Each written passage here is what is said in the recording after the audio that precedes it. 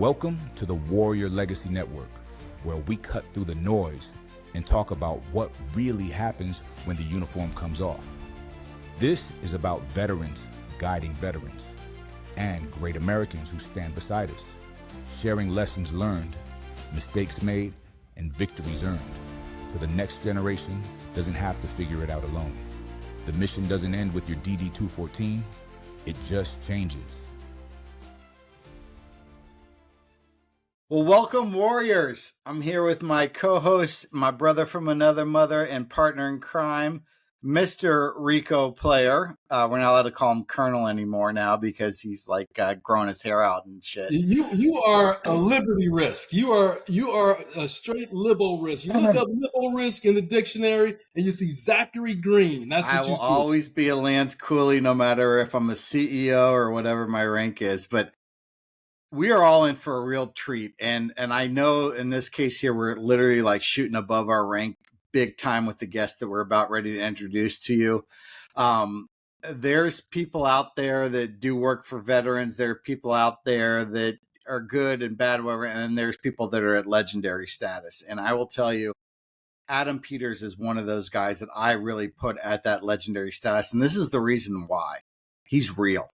He doesn't have any of the fluff. He doesn't none of the BS. And I've been following him on LinkedIn and social media for a while. And one of his recent posts, and again, if you don't follow him, please be sure to do that, just hit it so strong about leadership in the civilian world and what we do. And so I reached out to him. We started talking about the work that we're doing, and I won't steal his story, but would love to introduce Adam and tell us a little bit about yourself, Adam. Well, those are humbling words, man. I'm just a guy out here trying to help our brothers and sisters, first of all. So legendary or not. Yeah, my name's Adam Peters. I was in the Army for almost 13 years, was medically retired after 4 deployments, 3 to Iraq, 1 to Afghanistan. And I did all the things TAP tells you to do. I went to college. I used my GI Bill. I became a commercial pilot.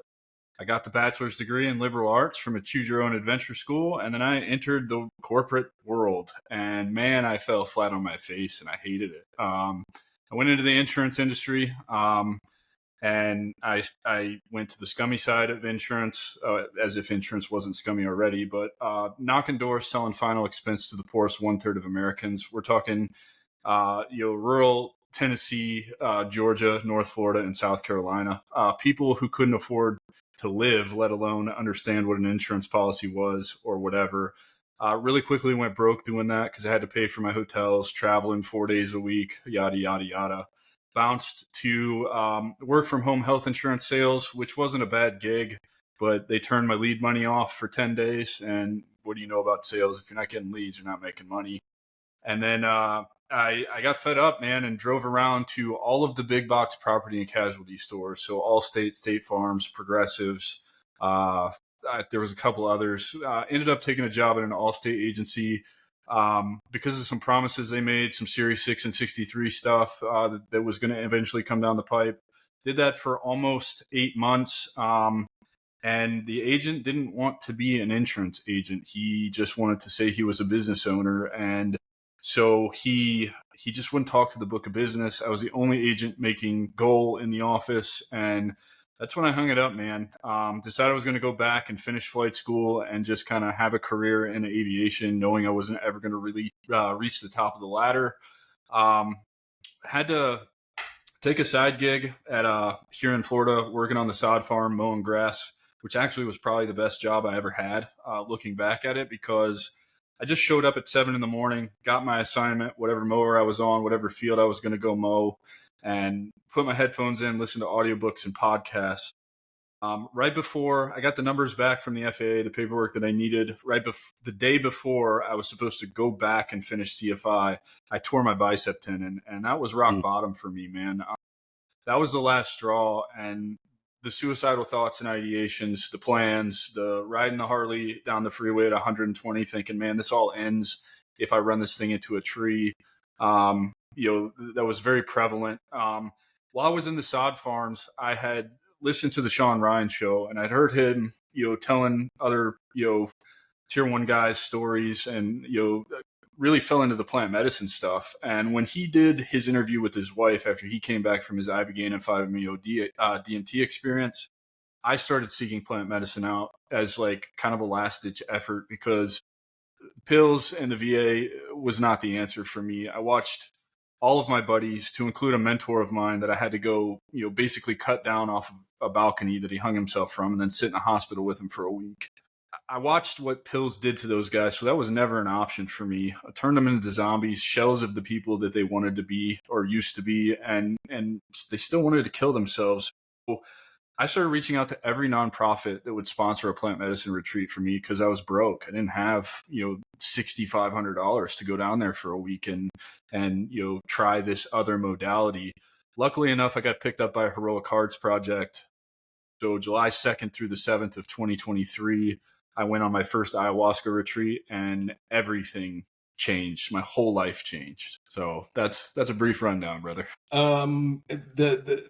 I know there was silence there for a minute, which is almost unheard of for Zachary. But I was taking it all in, and we could unpack so much. But I want to backtrack just a little bit, Adam, to the whole. It was almost 3 years in that insurance space, and you talked about the crappy part of it. Now, what are some nuggets that you pulled out of that you've applied as you move forward? I think for me, because I started the 1099 world, I pulled entrepreneurship nuggets out of it. The time freedom that you have, the sales skills for sure. I mean, in a tough industry like that, it's eat what you kill, and there's some really tough kills in that industry. And I learned a lot really just about business, because the reason I fell on my face so hard is because I ended up with an agency who is kind of like a reverse MLM. They just want to bring more agents in, because when you start writing business, they take a percentage of the business that you're writing and they move up the ladder, all of that. They didn't teach me things about chargebacks or how to massage a book of business or save a chargeback or anything like that. And so, that greatly helps me now in anything that I do, because, I've completely disqualified myself from the corporate world. I'm bound and determined to make it as an entrepreneur, and I think I'm well on my way. So it just really started, I guess, getting me thinking, that there's a better way to do things. I don't have to have a boss. I don't need somebody to control my time anymore. I am capable of creating my own structure, my own routine, and finding purpose in it. So, Andrew, I know we had talked a little bit before, and it's something I want to touch on a little bit. The first thing that typically happens when we give up that uniform is we lose our tribe. We lose our brothers and sisters and people that it literally looks like a bar scene from Star Wars. I mean, the most incredible, diverse group of people, not just racially and economically, but about every possible way you can. And we love them, and we love them dearly, and they're our brothers, and we would have nothing in common with them if we were not in the military, but we are, and they're our family. And they're there when things are good. They're there when things are bad. They help us stay on the right and narrow, and sometimes they help us get in a little trouble, as long as it's a little fun in the way too. Then once that happens, you start to lose your purpose. You lose your group, and then once you lose that purpose, you start to get into that self-isolation, and then start going down a really pretty fast bad spiral that usually ends up starting a Beretta or something along those lines, or taking a Harley to the left of center. Yeah. And what I wanted to go into is, what happened when you got out? You did tap, you did everything. Did you have someone on the other side that kind of held your hand and said, "Hey, brother, look at this, try this, do that"? No, brother. Because I was med boarded, even my tap was cut short.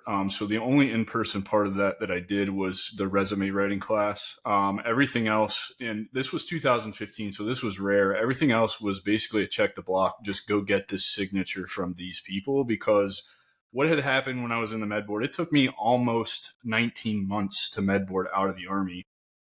They had lost my orders in digital land, in a space between systems, in the IDES system, or I don't know what it was, but we expected my orders for like 6 months, and they just never came. And so I didn't have anybody guiding me. I was also drinking a shit ton, man. I was, at my peak, I was 2 gallons of Seagram 7 in my apartment. before, a week, and then every night paying the bar, rent. Really, I was there from 9 p.m. till the bar closed. Washington State operates on bar time, so it's like 2:30 when they actually close, or 1:30. That was every night. That was my whole life, and so I was lost, man. I was completely lost when when the surgeon told me, "Hey, you can't have another surgery and you can't be an infantryman anymore. Your career is over." That was it, dude. I was completely lost. I had no idea what I wanted to do. And you have to take into account, like, I joined the Army at 17, spent a year on delayed entry, so being pre-programmed before, actually being programmed when I went to basic training a month after I graduated. So my entire identity was, I've got to be the best infantryman in support of the global war on terror for the United States Army that I can be for my whole adult life. So in 2015 or 14, really, when he told me I couldn't be an infantryman anymore, I was like, I have no idea what I'm going to do. I joined because I knew I didn't want to go to college. I didn't it just didn't appeal to me. School was not my thing. So I'm thinking, like, my only option now is, I don't have a usable skill. I can't put I kill people on a resume, and I'm damn good at war. That doesn't translate over on a resume. And I didn't know, they're not very good at telling you how to translate leadership or all the other skills that, problem solving, adaptability that we develop as leaders, particularly in an infantry unit. And I knew I didn't want to be a cop, like, because that's what most infantry guys go and do. They become a cop, or a mall cop, or a security guard, or they go back to contracting. I had the contracting offers from Triple Canopy and the other various contracting agencies. I knew that wasn't kind of in my cards either. I was already tired of being overseas. I did 4 deployments, so every other year of my career, I was overseas for at least a year, and so I just didn't know what I was going to do. And I kind of resigned myself to the fact, like, well, I've got to shit or get off the pot. I've got to go do something. So let me leverage the GI Bill. And until I found out that I could still be a pilot, even though I wear glasses, when I went to an orientation at Clover Park Technical College in Puyallup, Washington, to listen about the pilot program, that was my only question. It was like, can I get a medical and fly, even though I have terrible eyesight? It was like, yes, as long as you're corrected to 20/20. Until that point, I was going to go to the underwater welding school in Seattle, and I was just going to, that was going to be my life. I was going to go, weld underwater because I heard it was really good money. And I figured, like, this is a challenge. I could probably do this. It's not really what I want to do, be stuck in South Texas on the Gulf somewhere, or Alabama, offshore. But that's really kind of how it went for me. And I didn't have anybody to guide me, man. I had already kind of started distancing myself because I was drinking a lot. I was a senior E6, about to be an E7 in the unit. So they sent me to range control. When that 6 months was up, they brought me back to the unit. I worked out a deal with my first sergeant because he was actually a cool first sergeant and was like, the only spot I have for you is in the training room, and I already have a guy in charge of the training room who's an E5. I'm not going to do that to you. I'm not going to make an E5 in charge of you. Basically, all I had to do was show up Monday morning and tell him I'm still alive, and then just kind of left to my own devices for the rest of the week. And I wasn't smart enough to, like, make a plan and transition out and, like, prepare myself. I just, kind of just wallowed in all of it, man. Just, like, fucked around and had pity on myself for my career's ending. I was a career guy. I was gonna, yesterday would have been my 22nd year. That was my planned retirement date. So, I don't know, I don't really know how else to answer that question. I didn't have a plan. I didn't have anybody to help me. All of my friends had already either been med-boarded out, or my mentors were, busy trying to kill themselves and checking into rehab. You're ostracized the minute you're no longer valuable to the unit. So I couldn't be a leader anymore. So, I just wallowed in it, man. And I think, going to that orientation was probably the best thing I ever did, because at least, for 4 years getting the degrees, I had some kind of purpose. Adam, you've unpacked a lot of self-reflection. You've unpacked, looking at your journey. And one thing, I got a couple of questions in there, but I'll start with this one. And you talked about was unfucking the transition system, and you've highlighted some things in there that are clearly need improvement. What was the energy behind you? Outside of, okay, these things are jacked up in my life. I want to do better. What was that final thing that said, okay, stop talking about it, put some energy behind it, and affect that transition space? Yeah, so this wouldn't be till 8.5 years after I got out, right? So really just fumble fucking my way through life, trying a bunch of different things, getting the degrees, kind of following TAP's plan. You're trying to make it in insurance or whatever, the corporate world. Then hitting rock bottom, and the ayahuasca is the turning point for all of this. And when I came back from Peru, immediately, I was 100 pounds heavier than what you see me now. So that's one of the first major changes that I started to institute. Before that, I was the guy looking in the mirror. Oh, you're not that big, man. I'm a big guy anyway. I'm 6'3" and currently weigh, I think I weighed in this morning at 218. So I've always been a big guy. Even my military career, I was a solid 250. I was just built like a brick shit house. And so the people in my life are also bigger people, overweight people. And so, even my friends were like, oh, you're not that big. You're not that out of shape. So I was constantly looking at myself in the mirror saying, I'll start Monday. I'll start Monday. I'll start Monday. Just lying to myself. You're not that big, because I carried all my weight in my gut. I have the loose skin to prove it now. So still had somewhat toned arms and defined shoulders. So I'm lying to myself. So that was the first thing, is I started to get my fitness under control. As this is keeps going, I got sick of my battle buddies committing suicide, man. Some of the best men and women I've ever met in my entire life that have so much to offer this world are continually offing themselves, suck starting the end of a shotgun or a Beretta or whatever, running their motorcycle into a tree. And I got tired of going to toxic Facebook veteran groups and seeing all the shit that goes on in there. I've even seen people tell other people, you should just do it. It pisses me off.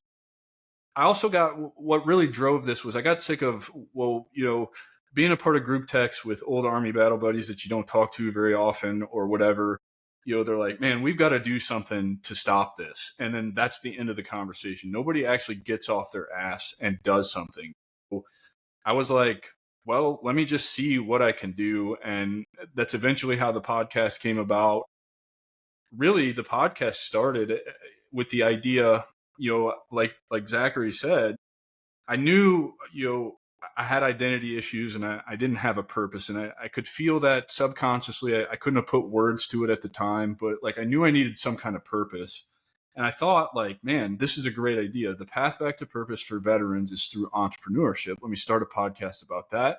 I'll bring on veteran business owners. I'll interview them. We'll talk. And so through probably the first 10, 15, maybe even 20 episodes, I started studying the transcripts and I realized the issue is actually in the transition. And that's when I pivoted the brand to, really focusing on transition. As I would get feedback, as I would hear these stories about how guys, their stories were similar to mine. The other thing or purpose for the podcast was I thought that, I can't be the only one going through this. I've watched my friends go through it. My mentors go through it. So I was like, what did I need when I was doom scrolling fucking YouTube and Facebook and watching Netflix, just getting fat on the couch, eating cookies and cake. And I was like, maybe a podcast. If I was just doom scrolling and I would have heard a story like mine, I would have been like, well, holy shit, this guy's speaking my language. And I see it all the time on my LinkedIn now. You just put to words what I've been thinking and feeling for 30 years from a Vietnam veteran. Or, I've been retired for 14 years and I haven't been able to put my finger on what it is. You just covered this, better than I ever could have hoped. And so I think part of it was maybe just put myself out there, tell my story, to help others tell their story to another veteran, because we automatically have that immediate base of power with each other, that comfortability. And I just thought that maybe it could help. And so I actually proved myself right. Before I released the podcast, a good friend of mine, I won't mention his name, but he called me. He saw me promoting the podcast on LinkedIn, He called me the day he was checking himself out of a VA or inpatient suicide treatment program, and said, "Hey man, I want to let you know I'm checking myself out of this inpatient suicide treatment program because I tried to kill myself. I see what you're doing and I need to follow you again." And I was like, okay, this is the direction we're going to go. I don't care. The podcast doesn't have a lot of downloads. It just has a lot of episodes. And it's because I don't do the things that I need to do to market it and put it out there, because I've also created so much opportunity for myself with this that I have my hands in a lot of other things. And so, it's doing its job. It's doing its job. It's reaching the people that it's supposed to reach, and it's letting them know they're not alone. So hopefully, I know that was a long-winded answer to your question. All good. It's a very detailed answer. Thank you. I appreciate that. No, Adam, I want to, one of the interesting things that Riccoh and Oliver and I have unpacked as we've started this journey, that we think it's all about the mentor giving to the mentee. And what we've missed a lot of times is that sometimes the mentee gives to the mentor. When the mentor gets to help somebody, it gives them that sense of purpose. It gives them that tribe back. It gives them their thing. I can just see you light up and the energy coming off of you when you talk about the way that you've inspired other people and done things. And, for me, I've been a mentor along the last several years. And one of the things I pride myself is helping those veterans that transition out of the military into that. But I got to share with you, you wrote something on LinkedIn that really changed my life. And I consider you a mentor to me, and it's really incredible. And if it's okay, I'd like to read the post that you wrote, because it struck me so unbelievably deeply. In typical Adam fashion, being raw and everything else, he said, starts off with, "Some of you won't like this, that's fine, but veterans aren't burned out because they can't adapt. They're burned out because they're still trying to lead in rooms that don't want to be led. They walk in, they see the mess, they feel the instinct to fix it. But here's the kicker out here. Broken systems are the norm. Comfort beats change. Ego beats accountability. So they try, and they get labeled too intense, too direct, or my favorite, not a cultural fit. It's not that we don't belong. It's that we haven't learned where to stop pouring. So I'll say it again. Protect your peace. Lead where it matters, and stop bleeding for people that don't want to heal. My name is Adam Peters, and I'm here to unfuck the transition." And Adam, my transition's taken about 30 years, in all honesty. And one of the challenges that I've had, both in corporate America, working for a Fortune 500 pharmaceutical company for over 10 years, starting my own company out of the trunk of my car, is exactly what you just said. People ask for solutions to these problems that they put out there. And when you give them the solutions, they're, "Oh, don't tell me that." I'm like, well, you just told me, what are you doing wrong? And when I tell you the truth, you get offended because I'm not saying it in the right way, or I'm not using the right words, or you're pulling this political correctness crap, or this whatever things that are the latest buzzwords out there to show that I'm offended. And especially when I started my own business, thinking that everyone on that team was there because they wanted to help me. No, they were there because they just wanted to make money, and they just wanted to do something, and they didn't capture my why. And what I've really focused on now, and again, just in the last week or two, from reading that post and then sharing it myself and getting so much feedback from the share. And I think you had, gosh, I don't know, 500-600 shares of that post. It went pretty viral, didn't it? Yeah, it's got like 4,000 comments on it. It's got 500. I don't even know, man. 4,000 or 5,000 reactions, 500 and something comments. It's still going. It's still I posted that over a week ago.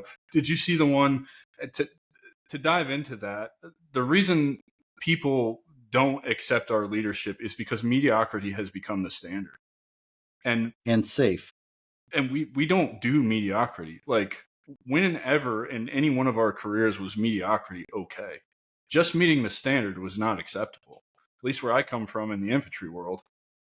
And I think that's the big problem, man, is you're leading in rooms full of people who don't know how to or want to be led because mediocrity is the standard. Well, Adam, is just outstanding having this opportunity to chat with you. I've got one factoid and one question, then I'm mission complete. The factoid is, don't be discouraged about, folks not tuning into your podcast. None of us are Joe Rogan or Oprah or the big names, and podcasts are like assholes. Everybody's got one. Okay. But the only thing is ayahuasca. Okay. Can you unpack that a little bit for folks that aren't familiar with it or have never taken that journey? Yeah, I mean, the best way to unpack this is to let you ask questions, because my ultimate goal with ayahuasca is I'm now partnered with an ayahuasca retreat in Peru. I'm actually taking the first cohort of veterans down there on here in 2 weeks. So we leave in 2 weeks. The retreat starts on the 13th. The best way to unpack that is ask me the questions, because I want to protect your journey and anyone who's drawn to plant medicine's journey as much as possible. So won't go into details of what it's like when you're taking the medicine or anything like that, because that will ruin your journey. The whole goal is for you to understand how plant medicine works. Is it's not through expectation, it's through intention. So what are your intentions with it? And then we avoid setting expectations. If you set expectations, you're in for a real bad trip. And I really do mean that. I've seen it happen. I've talked to other veterans who have had bad experiences. And so I'll answer any question. I love talking about plant medicine. I love talking about veteran transition. So whatever you want to know, ask away, brother.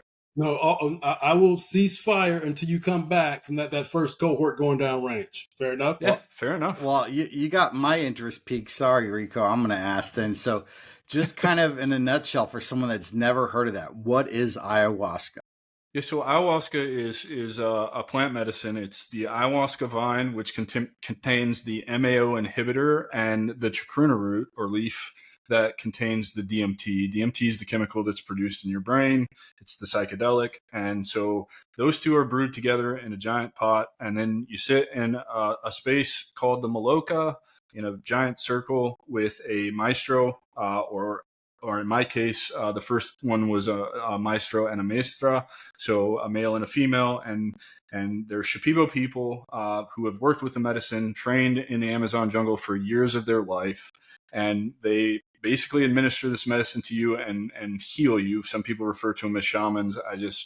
I refer to them as teachers or medicine men and women, and so it's not so much the ayahuasca. Yes, that is a giant, powerful part of that, but it's what you learn pre and post ayahuasca and while you're at the retreat and the things that you're doing. So things that are free to you right now that you could start immediately after we get off of this podcast recording: gratitude practices, mindfulness, meditation, yoga, breath work, grounding practices, abundance mindset, looking around at your desk and saying, man, we all get in these negative loops, right? We're like, I wish I had more. I want more. I need more money. And it's like, well, if I look around at my desk, I've got $10,000 worth of equipment sitting here, which is more than a lot of people in the world have in their entire home. So gratitude practices, again, back to those negative loops and changing the internal monologue. Instead of, I have to get up and go exercise today, I'm grateful that I have 2 legs and I can take these dogs on a 4-mile walk, right? So, waking up in the morning and saying out loud 5 things that you're grateful for. I'm grateful that I have a roof over my head. I'm grateful that I have both of my legs. I'm grateful that I get to go on this walk. I'm grateful that I have 2 healthy dogs who are probably overweight because I feed them too much people food, right? Things like that. They can be simple things. It just reframes everything in your mind and sets you up to have a better day instead of ruminating on, man, I had this terrible nightmare where I relived, an event from a deployment 15 years ago. And it's like, why are you hanging on to that? Like, why not be present and put yourself in the situation that you're in now and be grateful for the things that you have. So Zach opened the door, so it's open. I have to take one more question then. Let's do it. I looked through your LinkedIn profile and I looked at the Strategic Veteran Podcast. Tell me about the design. It looks like a Medal of Honor. So I can't take any credit for that. That goes to a guy that has been with me since the beginning of starting the personal brand and everything. His name's Asaf Bachman. He's based in New York and he goes by the brand chef. So I was fumble fucking around trying to create logos, and like branding's a big part of growing any kind of audience. Like it is essential, and there's a right and a wrong way to do it. And basically he was like, dude, you're fucking this up. He's like, let me take you through my brand workshop. I promise you it'll be worth the money. And it was worth every penny I paid him, because as soon as he delivered me the logo and the banner and, you know, everything else, it unlocked something for me. And I don't know what it was, but he works in a really unique way too. He is not one that's going to give you 2 or 3 logos and let you pick. He's like, he made it very clear, you're paying me up front. I'm going to design one logo. I'll give you one revision, and that's it. And I couldn't be happier with what he came up with. The name didn't even come from me, brother. The name came from somebody who commented on one of my posts and said, you should run with the strategic veteran. And that's how it was born. And so what I've realized about the platform, kind of an epiphany I had, is while maybe initially I started building it for me, it's really not for me. It's for all of us. I mean, I just get to be a mouthpiece and a guy who's not afraid to put himself out there and be who I am, authentically who I am, no matter, you know, I showed up in a tank top, for crying out loud. Like, this is me. This is what you get. I don't beat around the bush. I don't filter myself. And I think people respect that in a world where, you know, nobody is really authentic anymore. I truly believe authenticity is the new digital currency, and I think it's going to take me a long way. I know that from experience. I wouldn't be partnered with a plant medicine retreat. I wouldn't be an equity holder in an AI company and the chief AI officer of that company with a Ranger veteran. You know, Zach wouldn't have reached out to me if I wasn't an authentic guy. And I think, you know, that's a long way of answering like what Asaf was able to do with the brand and unlock for me. And it allowed me to lean into a huge chapter of my life, but not dwell on it. Like I can help our brothers and sisters just through listening and talking to them, figure out where they want to go in their life and let them know that it's okay. So you were an Intel guy for 20 years and you don't want to do that when you retire. What do you want to do? I want to restore furniture in my garage off of Facebook Marketplace and sell it. What is stopping you from doing that? And who's telling you can't do that? That kind of thing. Outstanding. Thank you, Adam. Yeah. Zach, are you still there? Gotta love technology, man. Oh, there he is. You're back. You're on mute. Still missing them. All right, you can fix that. There you go. Adam, thanks for taking time out to share this. I'm sure this is going to be the first of many interactions between the three of us. I know Riccoh and I are there. We've got several other areas that we'd love to learn from you and talk. Most of all, I just want to say thank you for what you're doing and being vulnerable, sharing your story, being so real, because that's what got me, was like, man, this guy just doesn't give a shit. He's telling the truth, what it is. And then the authenticity of not just to put that out there, but literally as I was typing Riccoh to say, dude, where have you been? I've been looking for this stuff. He's literally typing me back.